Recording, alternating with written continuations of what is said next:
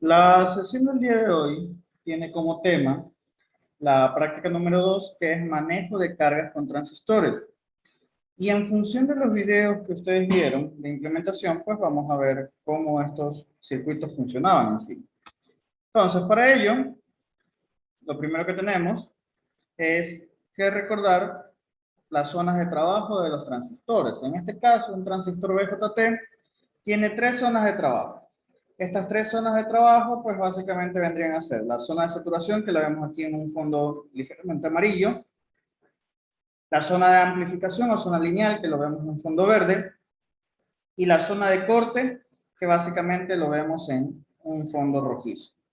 Ahora, para el manejo de cargas con los transistores, vamos a hacer que el transistor trabaje básicamente en dos secciones de estos tres, que vendría a ser saturación y corte. Básicamente lo que nos interesa en este caso es que se comporte como un switch en términos generales. Entonces, la equivalencia del circuito en ambas zonas de trabajo sería la siguiente.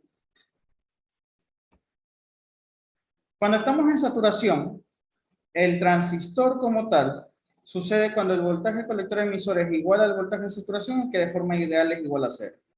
Y que en este caso la corriente I sub 0 es igual a la corriente del colector y esta es mayor a cero. Esta corriente no depende del transistor. En saturación la corriente no depende del transistor, sino que depende más bien de la carga. La equivalencia de nuestro circuito sería esta. El transistor, una vez saturado, se comporta básicamente como un cortocircuito entre colector y emisor y una pequeña fuente de voltaje en la base equivalente al voltaje base emisor. Este comportamiento básicamente hace que la corriente I sub 0 sea lo que la carga demanda. Si la carga, por ejemplo, necesita 10 amperios, 10 amperios van a pasar por nuestro transistor. Si la carga necesita solamente 2 amperios, 2 amperios van a pasar por nuestro transistor. Entonces ahí también viene el correcto dimensionamiento del transistor en función de esa corriente máxima que va a pasar. Ahora, cuando el transistor BJT está en su zona de corte, básicamente en la zona de corte se da cuando el voltaje colector emisor es igual al VCC en términos generales. ¿Por qué? Porque al no haber corriente, la corriente I sub 0 es cero, porque nuestro transistor se comporta como un circuito abierto. Se comporta, no es que sea un circuito abierto en realidad. Recordemos que los transistores siempre van a estar conectados en su posición, indiferentemente de la zona de trabajo en la que estén trabajando en sí. Y esta es una equivalencia, ¿no? Ahora, el otro tipo de transistor que vamos a utilizar en este manejo de cargas es básicamente los transistores de efecto de campo, MOSFET de enriquecimiento, y las zonas de trabajo en sí son dos. Tiene la zona óhmica, que está en ligero color amarillo, y la zona de amplificación polineal en color verde. Básicamente, en los transistores MOSFET, aunque algunos autores hablan de una zona de corte, en realidad no es una zona, sino más bien es un límite. Esta línea roja lo representa.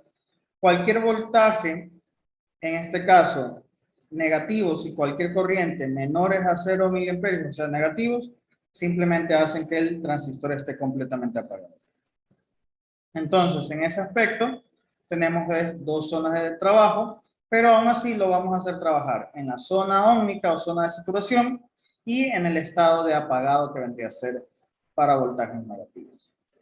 Sus equivalencias básicamente serían: en saturación, nuestro transistor se comporta básicamente como una resistencia, una RDS, y en este caso nuevamente la corriente va a ser en función de la carga. Si la carga necesita 10 amperios, 10 amperios van a pasar por el transistor.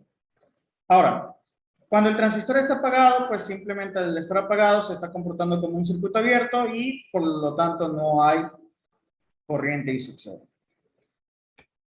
Ahora, para el circuito 1 teníamos un circuito de, perdón, para el circuito 1 teníamos un circuito de regulación de velocidad de un motor DC. En este caso, básicamente, tenemos esta estructura. La entrada de una señal PWM, que ya vamos a ver qué es esta señal PWM, el transistor MOSFET y el motor. Ahora, vamos viendo las partes de este circuito en sí. Primero, el motor DC. Un motor DC está conformado por dos partes, un rotor y un estator. Básicamente, Todo motor tiene estos dos componentes. La parte móvil, la parte que gira, sería el rotor, y la parte estática, pues el estator.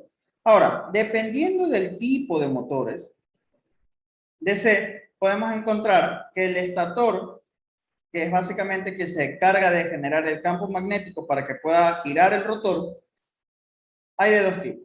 El uno que es de bobina de estator, o sea que la bobina que está aquí debe ser polarizada a un voltaje para que genere el campo magnético, como fue en el caso del video, o en su defecto el típico motorcito de los carros de control remoto o de los motores de Arduino, en el que este estator es básicamente un imán permanente.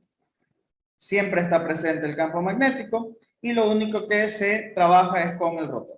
En términos generales, en estas prácticas lo que estábamos controlando era al rotor y el estator estaba permanentemente conectado a VCC para mantener el campo magnético para poder hacer el giro. Ahora, una señal PWM. ¿Qué es esta señal PWM? Básicamente es una señal que se le conoce como modulación por ancho de pulso. Ahora, ¿qué implica esta señal? Es básicamente una señal que está permanentemente a una frecuencia, siempre está esa frecuencia fija, y por lo tanto el periodo también. Ahora, ¿qué es lo que variamos? Es básicamente el tiempo con respecto al periodo en el que esta señal permanece en alto. En sí. Entonces, en este caso, lo que vemos aquí, 10%, 50%, 90%, corresponde al ciclo de trabajo, que no es otra cosa que la relación del tiempo en alto con respecto al periodo por el 100%. Entonces, al 10%, básicamente, del periodo de esta señal, solo el 10% de ese periodo la señal está en alto. Por lo tanto, el 90% restante está en bajo, como vemos. Ahora, al 50%, pues estaría 50% en alto, 50% en bajo. Si ahora hablamos de un ciclo de trabajo del 90%, estaría 90% en alto y solo 10% en bajo. Y eso hace que se consiga un voltaje promedio. Esta línea roja que vemos en los tres ejemplos, básicamente es una representación del voltaje promedio que se mediría de esta señal cuando está a la frecuencia adecuada. Por ejemplo, el 10%, esta línea roja representa el 10% del valor máximo que puede tomar esta señal. Acá tenemos que la línea roja, como estamos 50% del ciclo de trabajo, pues prácticamente está en la mitad. Entonces, básicamente sería el 50% del valor máximo de la señal. Al 90%, pues el 90%. Entonces, ¿qué quiero decir con esto? Si esta es una señal cuadrada que cambia de 0 a 10 voltios, si yo estoy hablando que estoy a un ciclo de trabajo del 10%, pues esto básicamente sería 1 voltio, la línea roja. Acá sería 5 y acá sería prácticamente 9 voltios en el tercer caso. Entonces, aprovechando esa característica de que el PWM permite ver es un voltaje promedio, es lo que vamos a utilizar para manejar la velocidad de nuestro rotor. Entonces, en términos generales, ¿cómo lo analizamos? Primero vamos a analizar la compuerta de nuestro transistor, justamente aquí. Esta es la compuerta. Entonces, el voltaje de compuerta va a ser el voltaje PWM por R2 dividido por R1 más R2. Y vamos a tener en cuenta que el voltaje BS del surtidor de este transistor es 0 voltios. Ahora, cuando el PWM está en alto, básicamente decimos que el BDS es menor que el BGS menos BT, que vendría a ser el voltaje de saturación. Y por lo tanto, el transistor Q1 está saturado. ¿Qué es equivalente cuando está en alto? Si aquí yo tengo 5 voltios, por decirlo, entonces mi transistor se está comportando como una resistencia nada más, la equivalencia que vimos al inicio. Y por lo tanto va a circular la corriente máxima a través de nuestro rotor y estará en teoría girando al máximo. Ahora, cuando el PWM esté en bajo, básicamente el VGS va a ser menor que el voltaje encendido, que es el VT, y por lo tanto el Q1 va a estar apagado. ¿Eso qué quiere decir? Si aquí en PWM tengo 0 voltios, entonces el transistor estaría apagado y la corriente sería 0, y básicamente nuestro motor debería detenerse. Pero esto que acabo de explicar sucede en un solo periodo. En un solo periodo. Ahora, ¿qué sucede si yo ya lo veo de forma completa? O sea, esto es una frecuencia, entonces siempre está actuando, siempre está un rato en alto, un rato en bajo, un rato en alto, un rato en bajo, un rato en alto, un rato en bajo. Por lo tanto, esto de aquí lo que nosotros buscamos es más bien ver el promedio. Ahora, entonces, con un ciclo de trabajo del 20%, el VDS promedio es de aproximadamente 12 voltios y el voltaje del rotor promedio es de aproximadamente 3 voltios. Entonces, el motor estaría apagado. Ahora, con un ciclo de trabajo del 80%, el VDS promedio es aproximadamente 3 voltios, el voltaje del rotor promedio es aproximadamente 12 voltios y estaría encendido nuestro rotor y aparentemente a su velocidad máxima. Ahora, ¿cuál es el efecto netamente de por qué aquí cambiar este ciclo de trabajo aumenta o disminuye la velocidad de nuestro rotor? Porque básicamente, si yo tengo más energía, que es cuando tengo mayor ciclo de trabajo, le estoy dando más energía y permanece más tiempo encendido en un solo periodo. Porque recordemos, si está en alto, está encendido y a máxima velocidad en teoría. Si está en bajo, estaría apagado y por lo tanto debería estar detenido. Lo que sucede es que para manejar motores, la frecuencia de la señal PWM debería ser adecuada, por ejemplo, típicamente entre 1 y 5 kHz, para que literalmente no le demos tiempo de apagarse al rotor cada vez que el PWM va abajo.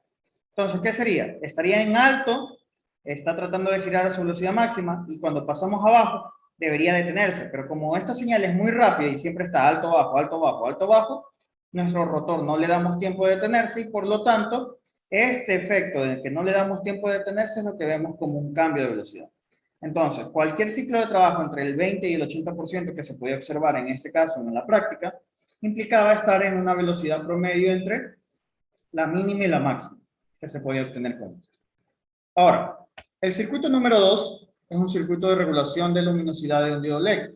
Es básicamente el mismo circuito anterior, solamente que ahora he cambiado. En lugar del rotor, tengo aquí conectado una resistencia R3 y un diodo LED de alto brillo. ¿Cómo funciona?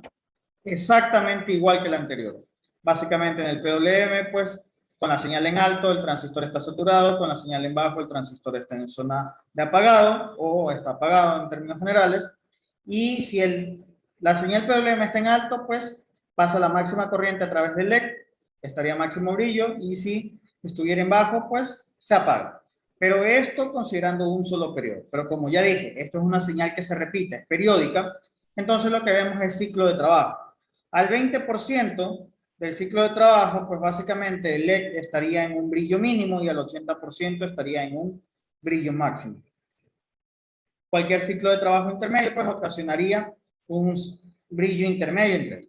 Ahora, en el caso del motor, el efecto del cambio de velocidad era algo mecánico. Se daba porque no le estaba dando tiempo al motor de detenerse. Pero en el caso del LED, en cambio, es algo visual. En este caso, en el LED, sí se puede encender y apagar a la velocidad del PWM. Sí se puede encender y apagar. Pero lo que resulta es que nuestros ojos no logran ver ese prendido y apagado a la frecuencia que está. Entonces, como nuestros ojos no logran ver el encendido y apagado continuo del diodo LED, lo que terminan viendo es un brillo promedio. Y ese brillo promedio es lo que vemos como aumenta o disminuye el brillo. El circuito número 3 básicamente es un circuito de control on-off de un motor DC. En este caso no nos interesa mucho controlar la velocidad de dicho motor, sino más bien que se encienda en función de, en este caso, un sensor. Y para ello tenemos pues un RT1, que como tal vendría a ser un tipo de sensor de temperatura. ¿Y qué tipo de sensor es? Básicamente un termistor y del tipo PTC. ¿Por qué PTC? Porque básicamente es el factor de temperatura positivo. Entonces, si aumenta la temperatura, la resistencia también aumenta. Y básicamente es una resistencia variable en función de la temperatura con factor positivo, como ya lo he dicho. Es un sensor térmico, en otras palabras. Entonces, ¿cómo funciona nuestro circuito 3? Básicamente debemos encontrar el voltaje de base, porque cuando hay un voltaje lo suficientemente grande en esta base, se va a encender nuestro transistor y por lo tanto va a encender a nuestro motor. Entonces, el voltaje de base depende de VCC por el divisor de tensión entre la resistencia de la PTC dividido por R1 más la resistencia de la PTC. Ahora, A temperatura ambiente, la resistencia interna de la PTC es de aproximadamente 100 ohmios. Si yo comparo 100 ohmios aquí abajo con respecto a 10K arriba, básicamente el voltaje en este punto es muy bajo. Básicamente el voltaje base emisor sería menor a 0.7, por lo tanto, nuestro transistor estaría en zona de corte y básicamente estaría apagado nuestro rotor. Ahora, si estamos hablando ya de temperaturas elevadas, por ejemplo, mayor a 300 grados, la resistencia de la PTC es mayor a 1 megaohmio, y si comparamos 10K con 1 megaohmio, pues en este divisor de tensión, pues obviamente ya el voltaje aquí es lo considerablemente más grande, se va a encender nuestro transistor, se va a saturar, y al saturar se va a pasar la máxima corriente a través de nuestro rotor, permitiéndole que gire como tal. El circuito 4, por otro lado, es un circuito de control de carga AC. En este caso, para controlar la carga AC necesitamos el uso de un relé, que básicamente es este elemento que tenemos aquí. Nos sirve de aislamiento para aislar la parte AC de la parte DC. Ahora, aquí vamos a utilizar otro tipo de sensor, en este caso vamos a utilizar un LDR. Y viendo parte a parte, pues tendríamos que la LDR no es otra cosa que una resistencia variable en función de la luz incidente sobre él. En términos generales, a mayor luz la resistencia es más pequeña, a menor luz pues la resistencia es más grande. El relé, por otro lado, es un switch electromagnético electromecánico que en términos generales funciona de la siguiente manera. Si hay una corriente que atraviesa la bobina entre los terminales B1 y B2, al circular esta corriente por la bobina genera un campo magnético que hace que estos dos interruptores que tenemos aquí cambien de posición. En términos generales, los interruptores tienen tres contactos, que sería el común, el normalmente cerrado y el normalmente abierto. Ahora, cuando está apagado el relé, o sea, no hay corriente en la bobina, la posición es común con normalmente cerrado, como vemos aquí. Ahora, si se enciende nuestra bobina, genera el campo magnético, este switch va a cambiar de posición y se va a hacer el normalmente abierto con el común. Normalmente abierto con el común, y con eso podríamos manejar cualquier carga. ¿Por qué? Porque la influencia directamente de la parte de control que vendría a ser la bobina con respecto a la parte de fuerza, que son los contactos que tenemos acá, simplemente es a través de un campo magnético, no hay una conexión física. Entonces, ¿cómo funcionaba nuestro circuito? De la siguiente manera. El voltaje de base nuevamente va a ser el que determine si nuestro transistor va a estar en zona de corte o saturación, y depende, pues, en este caso, del divisor de tensión de VCC por la resistencia de la LDR dividido por R1 más la resistencia de la LDR. En este caso, con presencia de luz, nuestra resistencia de la LDR es aproximadamente 100 ohmios. Al comparar 100 ohmios con 16K, pues, es muy pequeña la resistencia, el voltaje es pequeño. Nuestro transistor estaría en corte. Al estar en corte no hay corriente, por lo tanto, si no hay corriente en la bobina, el relé está apagado. Y si está apagado el relé por la conexión que vemos aquí, que es la por defecto, entonces este contacto está abierto y el foco está apagado. Ahora, en oscuridad, la resistencia de la LDR es de aproximadamente 1 megaohmio. Tiene un voltaje base emisor de 0,7. ¿Por qué? Porque si comparamos 16K con 1 megaohmio, el voltaje en este punto es considerablemente alto. Por lo tanto, nuestro transistor entra a zona de saturación. Al entrar en zona de saturación, circula una corriente a través de la bobina. Por lo tanto, enciende el relé, el contacto se cierra en este caso, y al cerrarse el contacto, pues nuestro foco estaría encendido. Ese sería básicamente el funcionamiento de los circuitos de esta práctica.